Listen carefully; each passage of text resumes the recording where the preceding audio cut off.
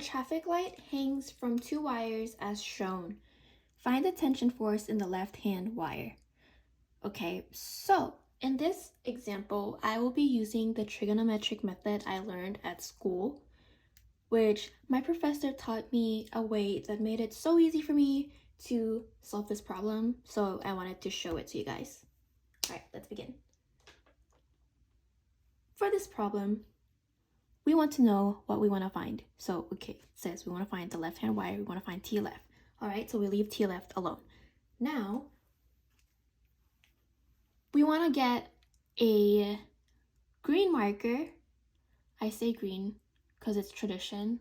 In class, we always use green, but we're going to get a green marker and we're going to draw a line perpendicular to the whatever we don't want. So in this case, it's TR. So get your protractor, find where 90 degrees is, because perpendicular means 90, then draw a line that is perpendicular. Okay. Then, after you have that, you will use your mathematical knowledge to find out what these angles are, okay? But before that, we want to bring out what we want to know. So once you draw the green line, we're going to make right angles from this green line, okay? So the first right angle is going to be for TL, which we will make this the adjacent. Green line will always be adjacent. So we need to figure out, okay, how do I make this and this a right angle, given that this will be adjacent?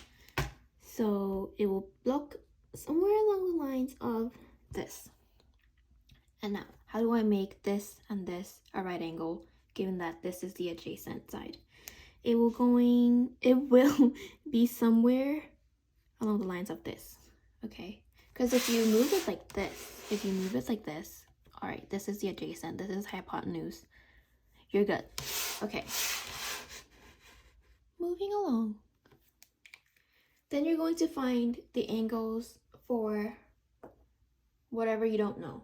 And back to your mathematical knowledge, we have a right angle right here. Right angles are always 90 degrees. So since we know this is 60, this is going to be 30. 60 plus 30 is 90. We also have a right angle right here. So this angle will also be 30 because we know that this is 60. All right, now we have a right angle right here. We know that this is 30, this is 40. 30 plus 40 is 70. 70 plus what is 90? 70 plus 20 is 90. So we know that this is 20. And then last but not least, we're going to find the angle for this one, which we know that this is 30. And this here is going to be a right angle. So 90 minus 30, 60. This is going to be 60. All right. Okay, now we recall that the force from here, so the force of the green line, this is going to be a formula, you know. Force is equal to 0. Okay, because only so will this be in equilibrium. All right. Now we need to fill in what this is. So we have TL, but TL is in the left side, so it's going to be in the negative direction, negative TL.